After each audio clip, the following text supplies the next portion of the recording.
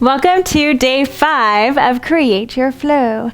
So for this one, we're moving down to the hips, but what attach onto the hips are the quads, the hip flexors, and the hamstrings all the way up into the pelvis bone. So we sometimes forget that these muscles surrounding our legs actually attach all the way up into our hips. So it starts there so that we can address the hips.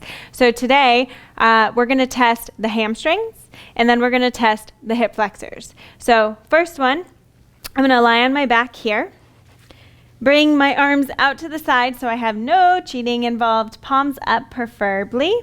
Okay, and we're going to take one leg. You don't have to force the foot back. That actually gets more into the nerve if you do that. You can relax the leg, but I want it to be really straight. So turn that quad on, and you're going to take that leg and lift it as much as you can. Now, obviously, I don't have much of a hamstring resistance here, okay? The goal is going to be up to 90. It might be a little bit off 90, so like 80 degrees is normal, but I want you to try to get completely vertical to the ceiling.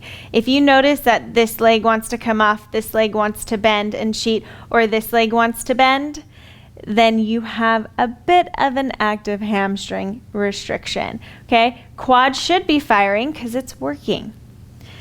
That means that hamstring will be elongated and quad is shortening. That's going to be the test for hamstring, okay?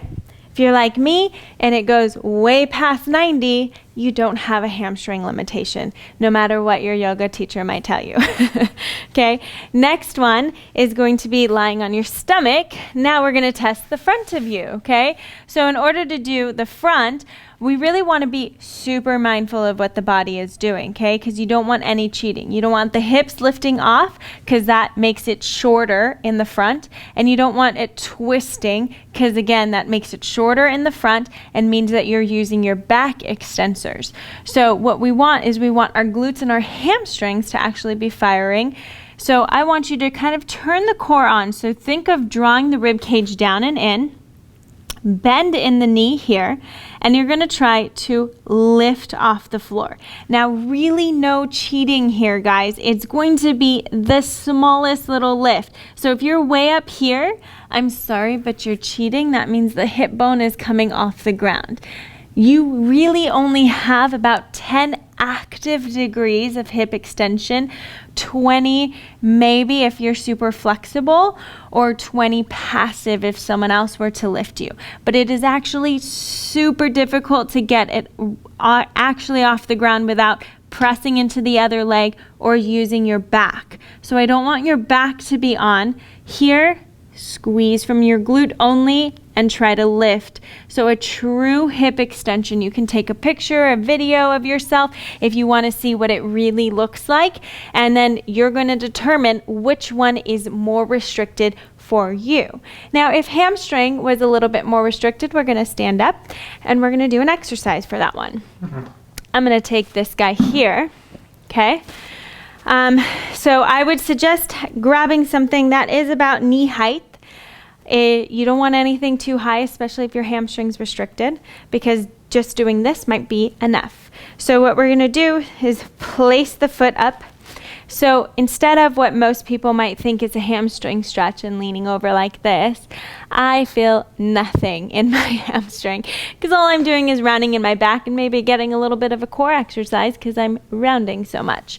So instead, what I would like you to do is make sure that bottom foot is way underneath you, so you should be nice and stacked. And then we're going to go into a hip hinge. So we're instead going to take these hip bones and draw them forward. That might pull my foot back a little bit, totally fine. Now my back is straight and I can already feel a hamstring stretch. Sorry, not hip flexor. Hamstring stretch without even having to do anything. And again, I'm not forcing my foot back. If I do that, I get more of a nerve stretch. I want to relax the foot, just get a hamstring stretch, draw those hip bones back. So it's like these hip bones are going to draw forward and touch and kiss your thigh here. That's what you want to think about. Back is completely flat. So I would do about 10 breaths here. And if you want to get super fancy, you can even try to hold and lift. Super hard for that one, so you don't have to, okay? But just doing at least 10 breaths, if not 2-minute hold, and just relaxing. It does not have to be a balance exercise, so you can have something next to you that you can hang on to while you're doing this, okay? So that's your hamstring stretch. Next, we're going into our hip flexor. So a really good effective one is to really get that brain, again, used to getting into that open position, because oftentimes it doesn't know how. So we're going to take this foot right behind you, coming onto your toe in the back. So you have to actually have some toe mobility here in the back as well. And we're going to lift this arm overhead. As I lift my arm, I want you to think of tucking that tailbone underneath you, reaching high into the sky, and now squeeze the heck out of that glute right there. So squeeze that glute, reach even higher, and as you reach up higher, I want you to reach over to the side. And that should feel a nice, good stretch. Take a breath here, and then coming out. Reaching up again, tucking that tailbone under. Take a breath, and then coming out. Again. And come out. So for me, I actually feel a lot more hip extension, and I feel that stretch coming all the way along here. From the front, I just want to show you really quickly so that you understand. My back toe is up. I'm barely bending in my back leg. As I reach up, I tuck that tailbone under, and I keep tucking it under and squeezing as I reach over to the side. So it's a good side stretch so that you open and you elongate into that hip flexor. Take a breath and then come right back and out. Okay, and you go in and out of it about 10 times. So let's see my quick mobility routine. I'm going to show you really quickly. Placing my hand, slowing my breath.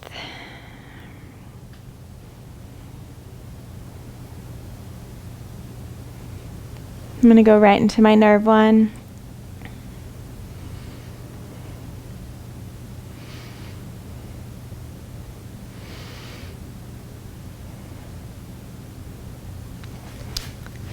Right onto my back. Breathing. Allowing my shoulders to come back, shoulder blades back. Lifting.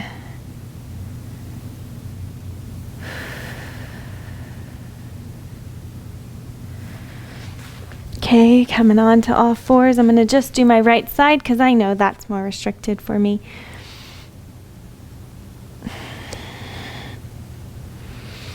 Can either bring my hand behind my ear, or I can reach all the way up to the ceiling.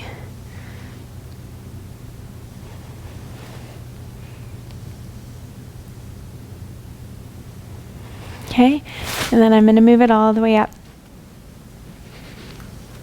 and do my hip flexor. So that's my mobility routine. I might do a little bit more for each one. If one isn't as restricted, or today it's feeling quite open, I'll probably spend less time on it. Okay. Some breathing that I want to come into is just laying on your side. So we're going to end down here. Laying on your side.